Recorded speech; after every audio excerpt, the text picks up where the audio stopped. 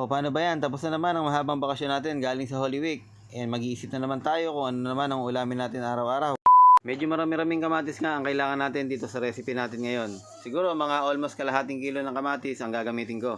Kagaya ng nakikita ninyo, ganyan lang naman ang hiwang ginawa ko. At 2 pirasong sibuyas na puti naman ang ating gagayatin ngayon. So ganyan lang ang paghihiwa na gagawin natin. Hindi na natin pipinuhin yan. At yung pinakasikat sa panggisa, syempre bawang. Hindi naman mawawala yan. Kailangan natin yan araw-araw. Dapat nga lagi kang may stock para pag nagluluto ka, hindi ka na mawawala ng panggisa. At ito palang tilapia na ito ay nabili ko lang ng 80 pesos sa palengke. So nabili ko to doon sa mga nagtitinda na gamit ang kanilang kariton. Medyo mura kasi yung mga tilapia tinitinda nila dahil nga yun ay mga sarili nilang biyahe. At kung bibili ka naman ng mga fresh tilapia o yung mga buhay pa, talagang mapapamahal ka. 120 yata ang 1 kilo ngayon nun.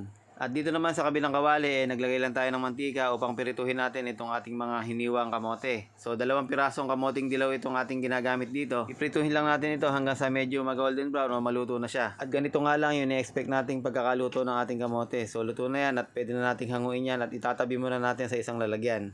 So alam ko marami sa inyo ang nagsawa sa mga gulay at sa mga isda. At saka syempre meron din naman kumain ng baboy, hindi naman mawawala yan. At yung iba nga nagluto pa ng kung ano-ano, may naglitsyon pa. At paghahango naman natin ng ating mga kamote, magigisa na nga tayo. Yun ako lang ilagay dito yung ating mga sibuyas at sinunod ko na nga itong ating bawang. Tapos habang nagigisa nga tayo dito, gusto ko lang batiin lahat ng mga taga Nueva Ecija na nagko-comment. Maraming salamat sa inyo. Gayon din naman yung mga nasa South Cotabato at yung nasa ibang bansa, yung nag-comment na nasa Japan siya, maraming salamat sa iyo. So nilagay ko na nga dito yung kamatis at sinabawan ko na nga ito. So kailangan lang talaga yung sabaw natin hindi masyadong marami. So nilagyan na rin natin ng asin at paminta at saka syempre lalagyan din natin ng pampasarap yan. Tapos haya-haya lang nating uminit at kumulo at maya-maya pwede na nga natin buhusan itong ating breadcrumbs o kung meron naman kayong tira-tirang tinapay initin nyo lang dyan sa inyong mga oven toaster at gawin nyo ng ganito. So ang kailangan dito ay mapalapot natin gamit yung ating breadcrumbs. Naalala ko tuloy nung mga panahon ng mga bata kami, yung kumakain kami sa may simbahan,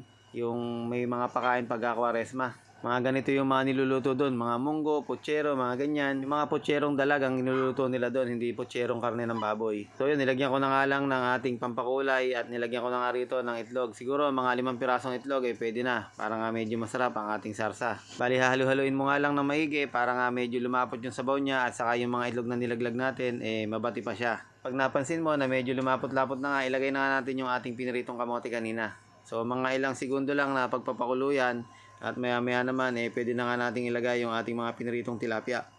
Siguro dito sa Gawing Bulacan may mga nakaka-relate sa ganitong klaseng luto ng sarsyado.